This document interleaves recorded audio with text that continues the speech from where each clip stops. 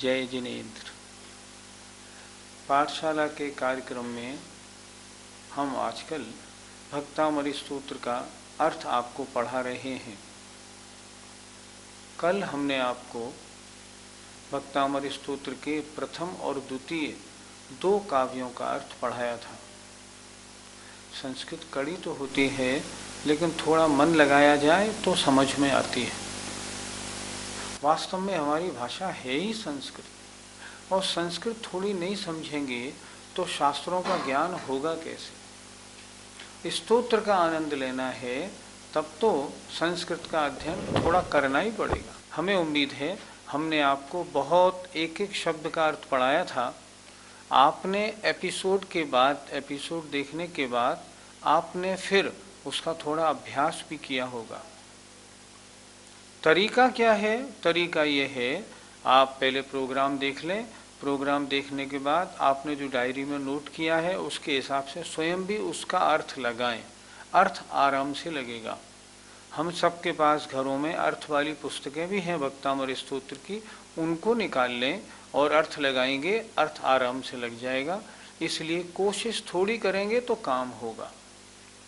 आज हम आपको फिर दो काव्य, तीसरा और चौथा, ये दोनों काव्य आज हम उनका अर्थ आपको बताएंगे। तो आइए तीसरे काव्य का उच्चारण हम प्रारंभ करते हैं। बुद्ध्या विनापि विबुधार्चित पादपीठ,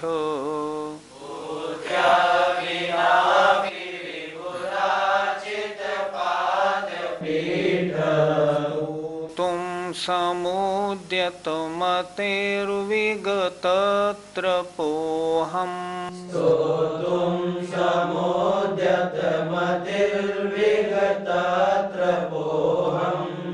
बालं विहाय जलसंस्थितमिन्दुबिम्ब,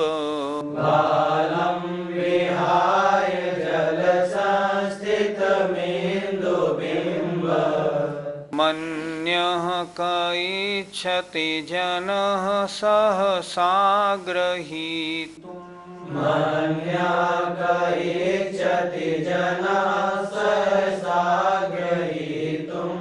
एक बार सब बोलो। बुद्ध्या विनापि विबुधार्चित पादपीठ, स्तोतुं समुद्यतमतिर्विगतत्र पोऽहम्। बालं विहाय जलसंस्थितमिन्दुबिम्ब, मन्यः क इच्छति जनः सहसाग्रहीतुम्। काव्य का उच्चारण हुआ। आइए अब उसके एक एक शब्द का अर्थ देखते हैं। बुद्ध्या, बुद्धि के, बिना अपि, बिना भी, बुद्धि के बिना भी। भगवान के लिए संबोधन दे रहे हैं। विबुधार्चित पाद पीठ। विबुधार्चित का अर्थ देखिए वहां सामने, देवों के द्वारा पूजित है। पादपीठ माने चरण रखने का आसन, अर्थात जिनका चरण रखने का आसन देवों के द्वारा पूजित है, ऐसे हे भगवान। ये भगवान का संबोधन है।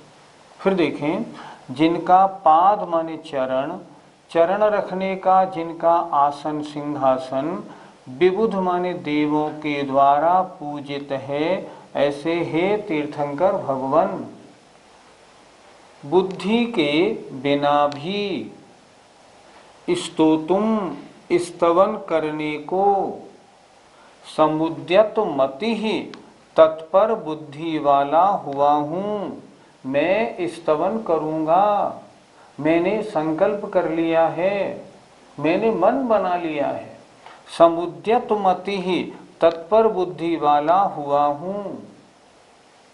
और विगत छोड़कर, त्रपह माने लज्जा को, मैं, अर्थात मैं, अहम माने मैं, लज्जा को छोड़कर स्तवन करने के लिए तत्पर बुद्धि वाला हुआ हूँ। लेकिन हूँ कैसा? बुद्धि के बिना भी। बुद्धि के बिना भी आचार्य मानतुंग क्यों कह रहे हैं? आचार्य थे मानतुंग स्वामी, बड़े आचार्य थे, फिर उन्होंने ऐसा क्यों कहा कि बुद्धि के बिना भी? पहले काव्य में आपने देखा था कि हे भगवान, आपका स्तवन किसने किया था? द्वादशांग के जानने से जिनको बुद्धि की चतुराई प्राप्त हुई थी, ऐसे इंद्रों ने। तो इंद्र द्वादशांग के जानने वाले, उनके सामने मानतुंग स्वामी का ज्ञान बहुत थोड़ा, क्योंकि पंचम काल में तो अंग पूर्व का ज्ञान उस समय किसी को था ही नहीं। वो तो पहले भगवान महावीर के बाद के 200-300 वर्ष तक रहा, 400 वर्ष तक, उसके बाद किसी के नहीं रहा। तो मानतुंग स्वामी अपनी लघुता बता रहे हैं, उन्हें जरा भी रंच मात्र भी अभिमान नहीं है। वो क्या कह रहे हैं? जिनके चरण रखने का सिंहासन देवों द्वारा पूजित है, ऐसे हे भगवन अहम मन में विगत त्रपः लाज छोड़कर। कोई क्या कहेगा? बुद्धि नहीं थी तो स्तवन क्यों करने लगे? कहेगा तो कह लेगा, मुझे कोई चिंता नहीं, मुझे किसी बात की शर्म नहीं है। क्यों? मैं भगवान का स्तवन करूंगा। विगत त्रपः, लज्जा छोड़कर, स्तोतुम, स्तवन करने के लिए, समुद्यत मति ही, तत्पर बुद्धि वाला हुआ हूँ कैसा? बुद्धि के बिना भी। मेरा ये काम बच्चों जैसा माना जाएगा कि नहीं? माना जाएगा। आचार्य मानतुंग स्वामी खुद कह रहे हैं, जैसे बालम विहाय, बालक को विहाय माने छोड़कर, जल संस्थितम, जल में मौजूद, जल में दिखाई पड़ने वाले, इंदु बिंबम, माँ इधर से ले लिया, चंद्रमा के बिंब को, अन्य माने अन्य कौन, जन माने पुरुष, सहसा माने बिना विचारे, ग्रहीतुम पकड़ने की, इच्छति इच्छा करता है। मान लो पूर्णमासी का चंद्रमा आकाश में चमक रहा है, आप छत पे बैठे हैं, आपके साथ एक बच्चा भी है। आपने क्या किया? एक थाली में पानी भर लिया और पानी भर के ऊपर छत पे रखा। चंद्रमा का बिंब उस पानी में पड़ रहा है, आप भी बैठे हैं और बच्चा भी बैठा है। वो बच्चा क्या कहेगा? चंदा मामा, और उस चंद्रमा को पकड़ने की कोशिश करेगा कि नहीं? जरूर करेगा। आप करेंगे? नहीं, हम क्यों करेंगे? हम तो जानते हैं चंद्रमा का प्रतिबिंब है, चंद्रमा थोड़ी है। बच्चा तो करेगा, बच्चा तो करेगा, ये उसका बचकाना काम माना जाएगा। उसी तरह हे भगवान, जैसे जल में संस्थित माने दिखाई पड़ने वाले चंद्रमा के बिंब को, बालक को छोड़कर कौन पुरुष ऐसा है जो बिना विचारे पकड़ने की इच्छा करता है? अर्थात कोई पुरुष ऐसा नहीं होगा जो चंद्रमा की झलक पानी में पड़ रही हो और उसको पकड़ने की कोशिश करे। उसको पकड़ने की कोशिश कौन करेगा? मात्र बालक ही कर सकता है। क्यों? क्योंकि ये बचकाना काम है, समझदार पुरुष ऐसा काम नहीं करता।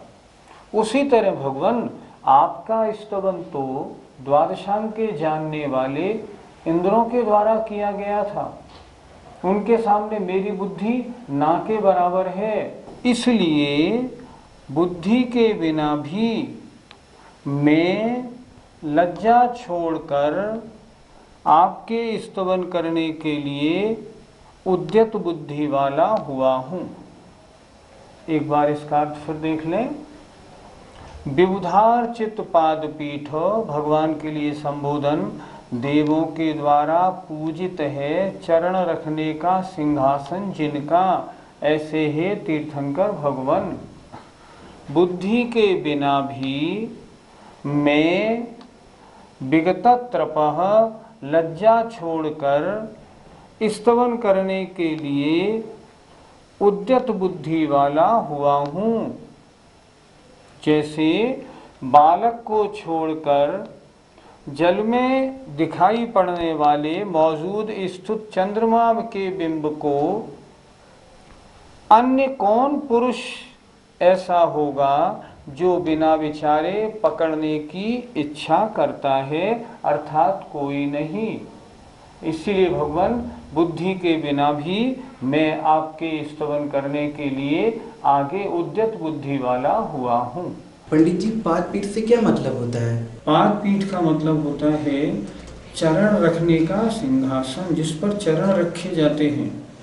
ने लज्जा त्याग कर क्यों कहा? लज्जा त्याग कर इसलिए कहा कि कोई क्या कहेगा, मुझे इसका जरा भी लज्जा या शर्म नहीं है, मैं तो स्तवन करूँगा। कोई ये कहेगा अगर आप उन इंद्रों के मुकाबले थोड़ी बुद्धि वाले थे तो फिर आपने स्तवन क्यों किया? नहीं, मुझे किसी बात की कोई शर्म नहीं, मुझे तो भगवान का स्तवन करना है, मैं चाहे कितनी कम बुद्धि वाला क्यों न हूँ, मैं तो स्तवन करूँगा। इसलिए उन्होंने स्तवन किया। तीसरा काव्य का अर्थ हो गया। अब आइए चौथे काव्य पर चलते हैं। वक्तुं गुणान् गुण समुद्र शशांक कांतान्,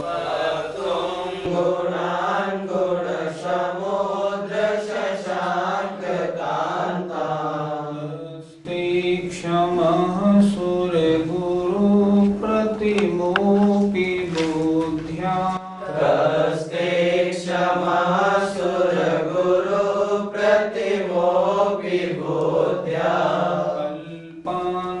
काल पवनोद्धत नक्र चक्रम, कल्पांत काल पवनोद्धत नक्र चक्रम, को वातरीतुमलमम्बुनिधिं भुजाभ्यां, को वातरीतुमलमम्बुनिधिं भुजाभ्यां, वक्तुं गुणान् गुण समुद्र शशांक कांतान्, कस्ते क्षमासुर गुरु प्रतिमोपि बुद्ध्या, कल्पांत काल पवनोद्धत नक्र चक्रम, को वातरीतुमलमम्बुनिधिं भुजाभ्यां।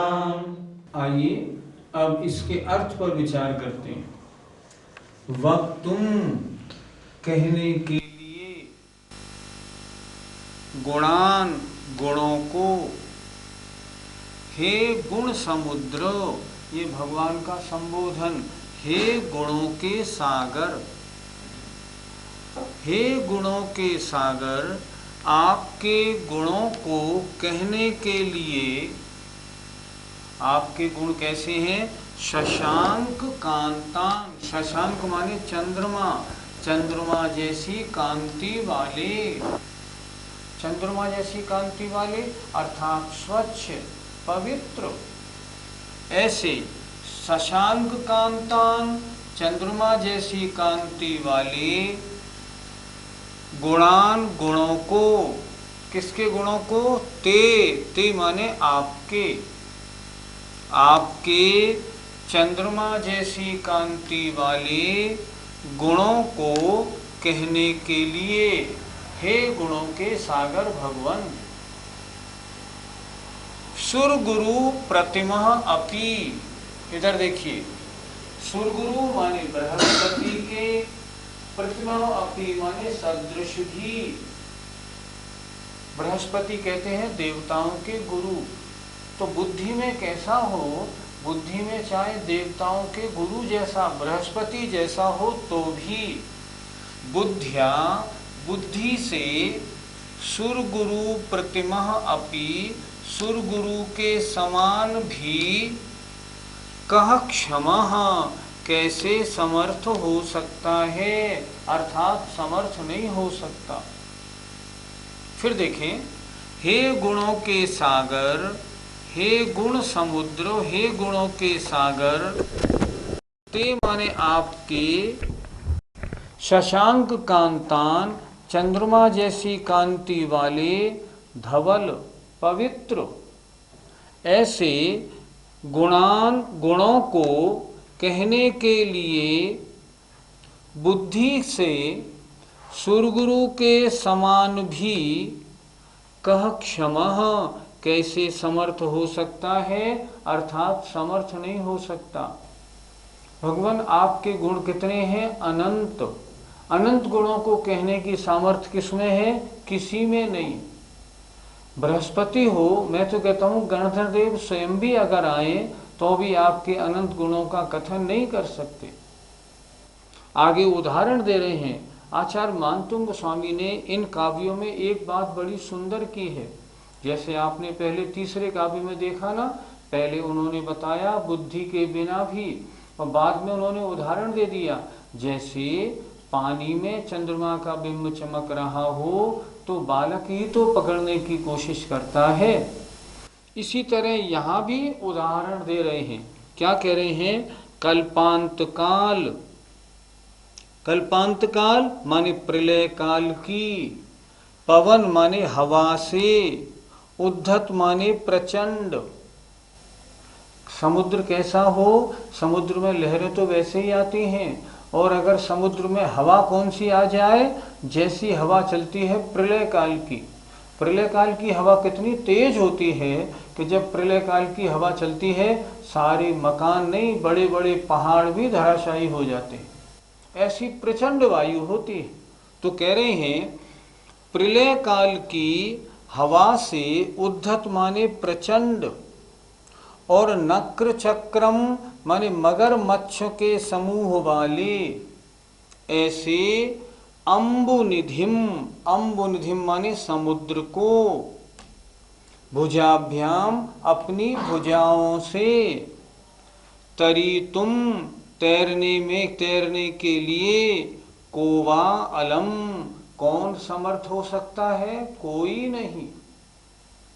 क्या उदाहरण दिया मानतुंग गोस्वामी ने? हे भगवान, एक तो समुद्र हो, और समुद्र को कैसी हवा उसमें लग रही हो? प्रलय काल की प्रचंड हवा। उस हवा के कारण उस समुद्र में तूफान मच रहा हो। और कैसा समुद्र हो? नक्र चक्रम, जिसमें मगरमच्छ भरे हुए हैं। ऐसे अम्बुनिधिम माने समुद्र को क्या भुजाओं से कोई तैर सकता है क्या? नहीं तैर सकता। ऐसे समुद्र को पार करने की सामर्थ्य किसी में नहीं। इसी तरह हे भगवान, आपके गुण समुद्र हैं। आपके गुणों के कहने के लिए बुद्धि से चाहे बृहस्पति के समान भी कोई क्यों न हो, फिर भी कह क्षमा, वो कैसे समर्थ हो सकता है? अर्थात नहीं हो सकता। भगवान का गुणानुवाद है। क्या कह रहे हैं भगवान? आप अनंत गुणों के स्वामी हैं, और अनंत गुणों का कहना किसी के सामर्थ्य में नहीं आ सकता, चाहे बुद्धि से कोई भी कैसा हो। एक बार फिर देखें। गुण समुद्रो, हे गुणों के सागर भगवन, ते माने आपके, शशांक कांतान चंद्रमा जैसी कांति वाले, गुणान गुणों को कहने के लिए बुद्धि से बृहस्पति के समान भी कोई हो तो भी कह क्षमः कैसे समर्थ हो सकता है? नहीं हो सकता। उदाहरण दे रहे हैं आचार्य कि प्रलय काल की प्रचंड वायु से जो समुद्र बड़ा प्रचंडता को प्राप्त है, जिसमें बड़ी बड़ी लहरें उठ रही हैं, प्रलय काल की हवा से प्रचंड और नक्र चक्रम मगरमच्छों से भरपूर ऐसे अम्बुनिधिम, ऐसे समुद्र को भुजाभ्याम अपनी भुजाओं से, मतलब समुद्र में कूद पड़े और कोई ये कहे ना मैं इस समुद्र को पार करने की सामर्थ्य रख सकता हूँ, कोई ऐसा है? नहीं, कोई नहीं। एक तो समुद्र और फिर प्रचंड, और फिर उसमें मगरमच्छ भरे हों, उसे भुजाओं से कोई नहीं पार कर सकता। जैसे प्रलय काल की हवा से प्रचंड और मगरमच्छों से भरे हुए अम्बुनिधिम समुद्र को भुजाओं के द्वारा तरीतुम तैरने के लिए कोवा अलम कौन समर्थ है, अर्थात कोई नहीं। भगवान जैसे प्रलय काल की हवा से प्रचंड समुद्र को, मगरमच्छों से भरे समुद्र को अपनी भुजाओं से कोई पार नहीं कर सकता, उसी तरह भगवान आप गुणों के सागर हैं। आपके गुणों को कहने के लिए चाहे बुद्धि से बृहस्पति जैसा हो तो भी आपकी बुद्धि, आपके गुणों का वर्णन करना उस किसी के लिए भी समर्थ नहीं। कोई इतनी शक्ति, कोई इतना ज्ञान रखता ही नहीं है भगवान, इसलिए कोई इतनी क्षमता नहीं रखता है। पंडित जी, प्रलय काल से क्या तात्पर्य है? 6 काल उत्सर्पणी के, उसके बाद 6 काल अपसर्पणी के। वर्तमान में अपसर्पणी का पंचम काल है। इस पंचम काल के बाद अब छठा काल आएगा। छठे काल में जब थोड़ा समय शेष रह जाएगा तब प्रलय काल प्रारंभ हो जाएगा। उस प्रलय काल में भयंकर हवा चलेगी, भयंकर अग्नि की वर्षा होगी, भयंकर पानी की वर्षा होगी और उससे सब कुछ नष्ट हो जाएगा। प्रलय काल का मतलब छठे काल के अंत में जितना भी ये सब, जितनी रचना है, इस सब नष्ट करने के लिए जो हवा, पानी आदि की वर्षा होती है उसे हम कहते हैं प्रलय। हम कहते हैं ना प्रलय मच जाएगी, अर्थात सब कुछ नष्ट हो जाएगा। ये प्रलय काल छठे काल के अंत में होता है। पंडित जी, भगवान को गुण समुद्र की उपमा क्यों दी गई है? जिस तरह समुद्र में पानी होता है उसका कोई पार नहीं होता, कितना पानी होता है, अथाह जल होता है, उसी तरह भगवान में कितने गुण हैं समुद्र के समान, जिसका पार पाना समर्थ नहीं। बृहस्पति बुद्धि, देवों में सबसे ज़्यादा बुद्धिमान माना जाता है बृहस्पति। बुद्धि में कोई बृहस्पति जैसा भी हो तो भी हे भगवान आपके गुणों का पार नहीं पा सकता। इसलिए आपके गुण कैसे हैं? आप गुणों के सागर हैं, आपके गुण अनंत हैं। और वास्तव में तीर्थंकर भगवान या केवली भगवान में अनंत गुण होते हैं। पंडित जी, इसका अर्थ एक बार और समझा दीजिए। कोई बात नहीं, अगर समझ में नहीं आएगा तो कहने में कोई आपत्ति नहीं। कभी भी अगर पढ़ने बैठे हो ना तो शर्माना नहीं चाहिए। शर्माएंगे तो बुद्धि कैसे आएगी? फिर एक बार देखो, कोई बात नहीं। गुण समुद्र, हे गुणों के सागर, हे जिनेन्द्र भगवान। शशांक कांतान, चंद्रमा जैसी कांति वाले। चंद्रमा कैसा होता है? स्वच्छ, साफ, सफेद, धवल, पवित्र। ऐसे चंद्रमा जैसी कांति वाले ते माने आपके, गुणान माने गुणों को, वक्तुम कहने के लिए। हे भगवान आपके गुण कैसे हैं? आप गुणों के सागर हैं। और आपके गुण हैं कैसे? चंद्रमा जैसी कांति वाले, बड़े पवित्र हैं। ऐसे गुणों के कहने के लिए हे भगवान चाहे बुद्धि से सुरगुरु प्रतिमा अपि, सुरगुरु माने उधर देखो बृहस्पति के, प्रतिमा अपि सदृश भी। सुरगुरु बृहस्पति के समान कोई बुद्धि में हो तो भी कक्षमः, क्या समर्थ हो सकता है? नहीं हो सकता। अर्थात कितनी बुद्धि क्यों नहीं हो, लेकिन भगवान आप गुणों के सागर हैं, आपके गुणों के कहने में क्षमता किसी में नहीं। उदाहरण बहुत सुंदर दिया है। कल्पांत काल, कल्प माने कल्प के अंत में, अर्थात जो प्रलय काल है उसकी हवा से जो प्रचंड हो रहा है, इसमें तूफान मचा हुआ है। और नक्र चक्रम, जो मगरमच्छों से भरा पड़ा है। ऐसे अम्बु निधिम, अम्बु माने पानी, निधि माने खजाना, पानी का खजाना माने समुद्र को। भुजाभ्याम, अपनी भुजाओं से, तरीतुम तैरने के लिए, कोवा अलम, कौन समर्थ है? कोई नहीं। तात्पर्य क्या निकला? भगवान जैसे प्रलय काल की हवा से प्रचंडता को प्राप्त और मगरमच्छों से भरे हुए समुद्र को अपनी भुजाओं से पार करने में कोई समर्थ नहीं है, उसी तरह भगवान आप गुणों के सागर हैं। आपके पवित्र गुणों को चाहे बुद्धि में बृहस्पति जैसा भी क्यों न हो, फिर भी कक्षमः क्या समर्थ हो सकता है? नहीं हो सकता। हे भगवान, आपके गुण अनंत हैं और आपके गुणों को कहने में कोई समर्थ नहीं हो सकता। आपका समय हो गया। आज काव्य नंबर 3 और 4 इन दोनों का वर्णन आज हुआ। एक एक काव्य बड़ा सुंदर है। आचार्य ने कितनी अपनी भाव भक्ति से इन एक एक काव्यों की रचना की है। अच्छा, इन जो काव्य हैं इनकी कितनी हिंदी बना लो, लेकिन आचार्य के जो भाव है ना, उनकी जो मनोहरता है वो उनमें नहीं आ पाती। इसलिए मैं बार बार कहता हूँ, अगर कभी पाठ करना हो ना तो संस्कृत का पाठ सही लय से और शुद्धि के साथ उसका उच्चारण होना चाहिए। हमें आशा है कि हमारे दर्शकों को आज काव्य नंबर 3 और 4 दोनों समझ में आए होंगे। आप समझ के इनका उच्चारण करिए। क्लास के बाद में एक बार उनको रिपीट कर लीजिए, तो ये दोनों काव्यों का अर्थ जीवन भर आपके भावों में तमाम वृद्धि और विशुद्धि बढ़ाने में कार्यकारी होगा। हमें उम्मीद है ये कार्यक्रम आपको ठीक लग रहा होगा। आइए, जय जिनेन्द्र।